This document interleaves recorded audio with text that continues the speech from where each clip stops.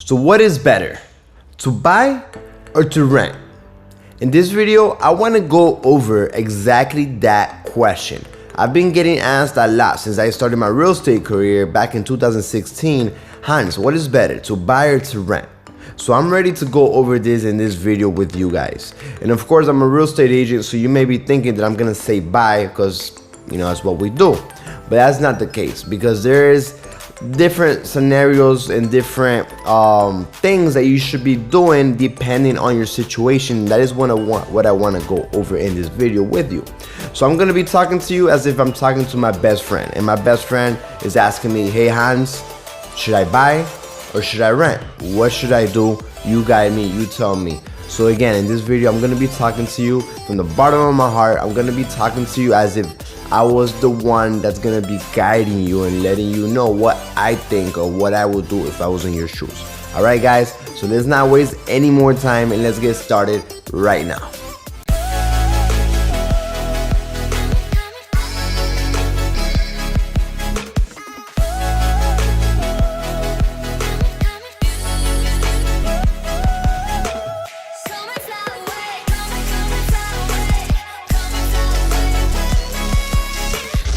What is going on, everyone? For those of you that don't know me, my name is Hans Waisfeld, real estate agent in Miami with Keller Williams. And if you haven't yet subscribed to my channel, please consider subscribing. I come with really cool videos of Miami and about real estate, and I don't want you to miss any of them. So anyway, let's get started right now to the super important questions, because again, you may be in that situation right now where you're like, hey, should I buy? Should I rent? What should I do? I'm kind of confused. I hear things about the market, I hear things about buying, I hear things about renting, right? So in this video, we're gonna go over that. So let's get started right now. Okay, so the first thing that I wanna talk about is your time frame, because depending on your time frame or what you have in mind as with time is gonna really determine whether you should be renting or buying. For example, if you're thinking of moving in the next 2, 3, or even 4 years from now, then renting is probably for you, right? So again, if you have a job that you might get a job transfer, or that you just want to leave your city and go somewhere else, or whatever it is. But if you have that feeling that you're not going to be in your city for the next 5 years or 10 years, right? Then, maybe renting is for you. Why? Because renting, they just say you pay your monthly rent times 12 times 3 years, they just say, right? That math is going to be a lot better than if you go and you buy, because when you buy, you have to put down payment, you have to put closing costs, most likely there's going to be repair costs, you have to have a bunch of things paid up front, right? Like insurance, taxes, mortgage insurance, titles insurance, a bunch of things that you have to pay up front when you buy, right? Then you have repair costs. Let's say things that may happen. And then when you go to sell in 2, 3 years or 4 years, you have to pay closing costs again. You have to pay commissions. Maybe you have to repair the house a little bit more, get it prepared for the sale. So when you start doing the math of all the money that you spent buying and then selling the home versus just renting, and you don't have to pay for anything, just rent, then again, renting is gonna be for you. Renting is gonna be for you. Of course, unless either you're an investor, which this video really shouldn't be for you then, or if you found an amazing deal, an amazing property, and you had cash or you had money, and you somehow bought a property with a bunch of equity, that when you do all these repairs, when you do the buying, and then you do the selling, and you pay everything, you still come out winning. But again, that doesn't really happen to most people, right? In 2, 3 years, prices do not go up so much for you to be able to make a profit, to pay for all these things and walk out, winning. So again, if you're thinking of moving, or you're thinking you're not gonna be in your city for the next 5 years or more, then renting is probably for you. It's gonna make more sense financially. Now, if you're thinking of staying in your city for 5 years or more, 5 to 10 years, or at least 5 years, then we're talking, then there could be a difference. Okay, guys? So if you're planning to stay in your city, if you're planning to stay in the home that you're buying for 5 years or more, now we're talking. Now, in my opinion, I think that buying is definitely for you. Now I want to go over the reasons why I think buying, if you're staying 5 years or over, why I think buying is the best thing to do. All right, so let's go over some reasons why I think buying is gonna be a way better option than renting for you. Number one, no landlord. You don't have to deal with the landlord. I mean, yes, there are nice landlords out there. Of course, I have a bunch of clients that are landlords, and there are great landlords, but there are also horrible landlords that should not be an investor. They should not be a landlord, right? They're horrible. They don't understand you. They don't fix anything, or they just disappear, or whatever the situation may be. But come on, most of us do not want to have a landlord, right? Nobody wants to have a landlord. So that's the number one thing. Maybe that reason is enough for you to want to buy a house, right? Having no landlord, having no one to deal with other than yourself. Number two, when you rent, your rent goes up every single year, and you may not know. I have a lot of clients, when I used to do a lot of rentals, I have a lot of clients that were like, hey Hans, how much is it gonna go up next year? You know, that's something that people worry, right? Because if you're in a budget, if you're in a tight budget, let's just say, and your rent just goes up randomly every year, and you don't even know how much it's gonna go up, because at the end of the day, the landlord decides how much they want to put the rent up, right? Now, if you can't afford it, if you want to leave, you have to leave, find another place, pay another 2 or 3 months to find another place, right? So that could be a hassle, that could be a pain in the butt. So again, that's another reason why buying may be for you. Another reason is that you can do whatever you want to the house, right? I mean, you can do whatever you want. You can add fences, change colors, take walls down, and change kitchens and backyards and front yards, and do whatever you want. No one is stopping you. That is one of the best things about owning a home, right? Other than the financial part. I'm just talking about like the simple things that we kind of all know, right? These are things. No landlord, your rent doesn't go up, like you have a fixed amount, and you can do whatever you want pretty much to the house, right? You're in control. You're the king or the queen of the home. You do whatever pleases you. Those are the simple, 3 simple things about owning, right? Now we're gonna get into the financial part. This is, of course, the best part of it. The other things are great, right? For me, they're kind of like the cherry on the top, right? The financial part is like where it's all at. For me, specifically, or if I'm guiding you or my best friend, it's all gonna be financial situations, right? At the end of the day, we're really talking about a financial thing here. So let's get started with that. So the number one thing financially is that, hey, when you're renting, you just throw that money away, right? Month times month, every single month, you just throw that money away. When you're buying, yes, you're paying a mortgage, you have an interest, you have insurance, you have a bunch of things that you may be like, damn, I don't want to throw this money away. But you do have a little part. It's very little in the beginning, very, very little, but it goes towards your principal, right? What does that mean? That means that you're bringing down your loan, your debt. So every single month, it's kind of like you're putting money away. Because again, you do have a bunch of expenses when you own, but when you rent, all that money goes out. None of that comes back to you, none at all. But again, when you're an owner and you start paying that principal down, you do start accumulating a little bit of equity, right? Because every single month you're paying down. That is why I'm saying 5 years or more. So you can bring down that equity, right? In 5 years, you're gonna bring down a good little amount, right? Maybe not enough. It depends on your area. It depends how much you get the property for.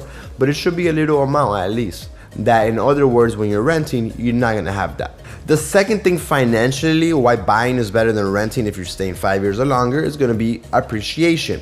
Okay, guys? So prior, I spoke about lowering your loan, right? What you owe, your balance. Right now with appreciation, it goes up, right? So you kind of went from both ends. You're paying every single month, you're paying towards your principal, so you're lowering that, that debt, and there's appreciation every single year if you buy in the right time, in the right area, the right home for the right amount. There's gonna be appreciation, right? Every single year.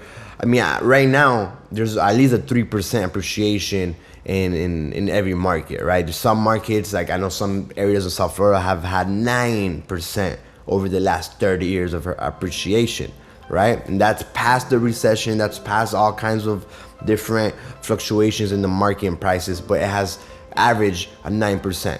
Each area is different. Some areas may have a lot more, some areas may have a lot less, and sometimes it doesn't even matter the area. Sometimes it all really matters maybe if it's a condominium. I've seen condominiums go up a lot and some condominiums go up very little, so you have to investigate. But still, there is appreciation, right? There's an average 3% annually around the whole country. So again, you have appreciation, right? So if you're staying there 5 or 10 years, or you're keeping that home for that much, for that long amount of period, then you're gonna be winning from appreciation, right? So let's say you bought at 300,000, in the next 5 years it could be 350, and you pay down your debt, right? You pay down your loan. So let's say you want another 20,000, 30,000 from paying that down, right? So there, what are you're talking about a $80,000 equity that you just got there in the 5 or 10 years. And I'm just throwing numbers out there, but again, this is something that I see often. This is something that I see all the time when I'm researching properties, and I look how much they bought it for, I see how much they've sold it for, I see how much my clients have got their mortgage for, and then how much they've sold.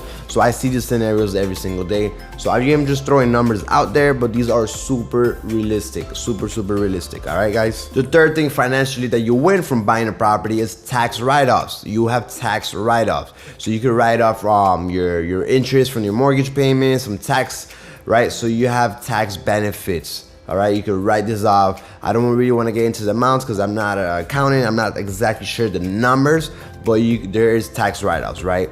So when you go and you do your taxes, since you own the property and you're paying this interest for your mortgage and you're paying these taxes, you can do some tax write-offs. I'm not sure the amount, but that definitely is going to benefit you hugely. Another thing that you have when you're buying, this is from an investor's mindset, but this is a strategy that I love. It's called, you can do a Heloc or a cash out refinance. So let's go back to the scenario where past 5 years or 10 years, just throwing numbers out there, right? And you have, it went up $50,000, let's say, in appreciation, right? We're talking about $300,000 home. You're at $350 now, and you pay down the loan, and let's say you owe $270, let's just say, right? So you have $80,000 in equity, right? You have $80,000 in equity. You owe $270 and it's worth $350. Okay, guys, $80,000 in equity. With the Heloc or a cash out refinance, I don't want to get too detailed in this. I don't want to confuse you, but there are options, there are strategies that investors use that they can play with that equity money. Right? They can get up to 70% of that money, or 80, really depends on the strategy, the bank. Some banks do it, some don't, but you can play with that money. You can pull out that money. Okay, guys, I don't want to get too into this. This is more like an advanced investor strategies.